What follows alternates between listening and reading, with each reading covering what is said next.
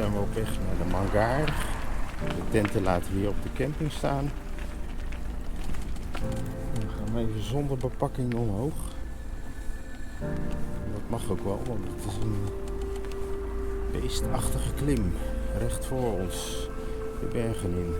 De eerste 15 kilometer naar de Mangaar gaan over een drukke weg in de richting van de Predilpas.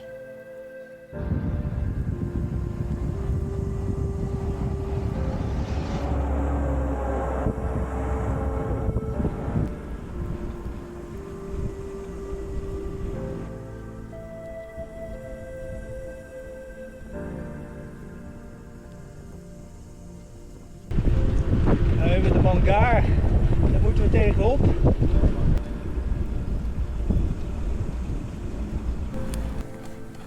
Dit is het dorpje Logpot, nog wat. En dan begint de echte klim. De zware klim is naar de Predilpas. En dan de Mangaar.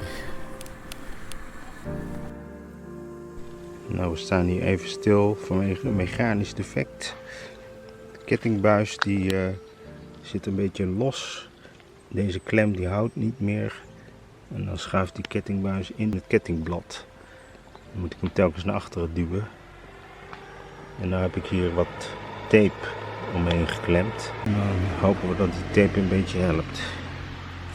Intussen wordt het hier 14%.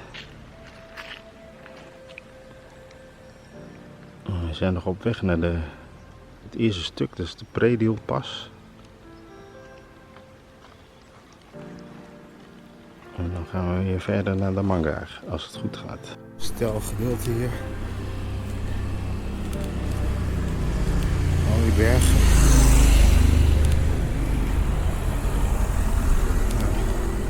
De ketting ligt nog steeds op zijn plaats, de kettingslang.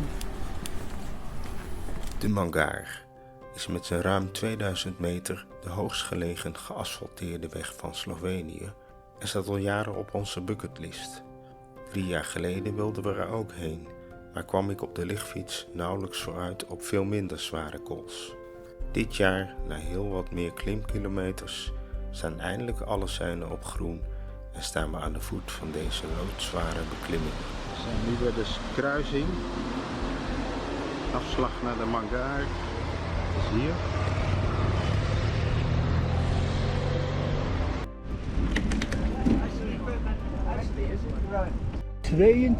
%. Dat was niet de bedoeling.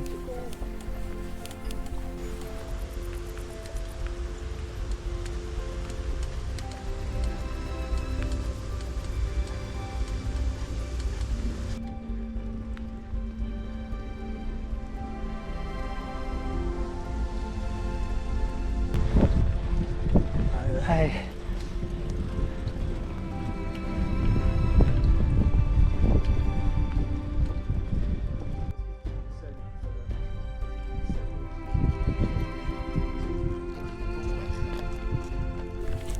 Nou, dit is de tolpoort.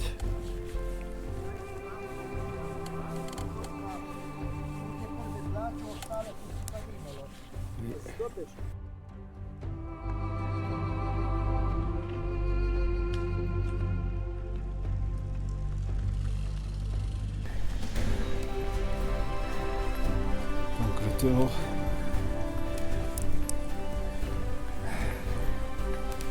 Nou zijn we hier uit de tunnel. Tot nu toe gaat het goed. De eerste 4 kilometer van de Mangaar. Steile passages overleefd.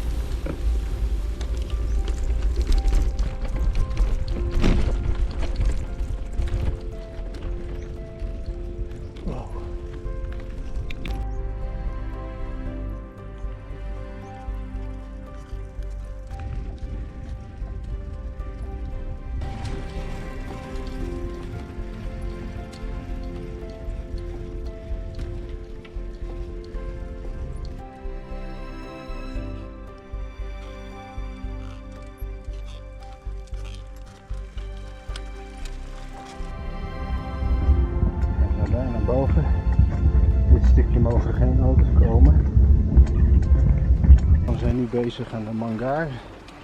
Het laatste stukje naar de top. Zit op 1900 zoveel. Een hele mooie kool. Wel zwaar. Continu 10, maximum 22.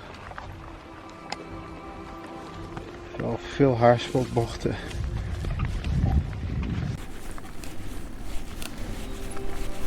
Binnenbochtje draaien.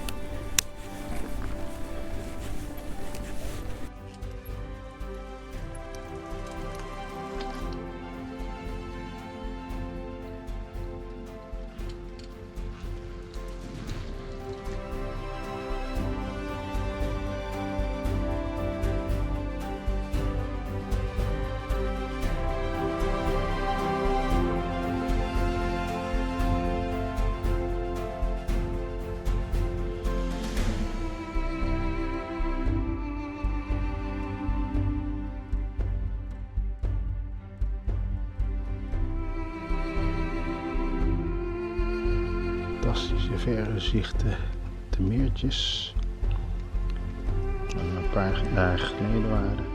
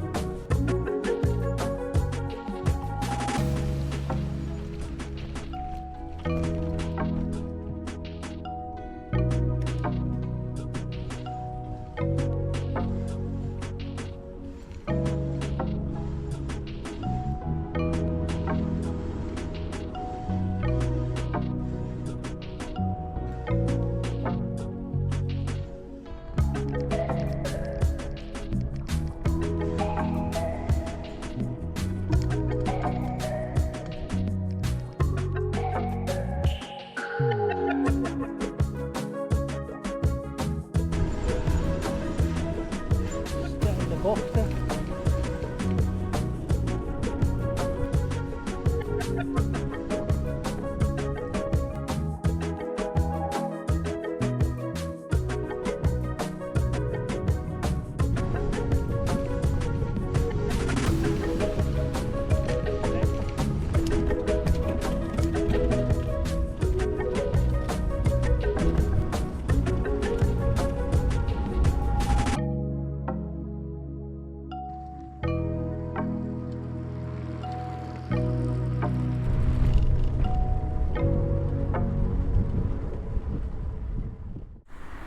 Nou, we verlaten weer Bovec na 2 dagen.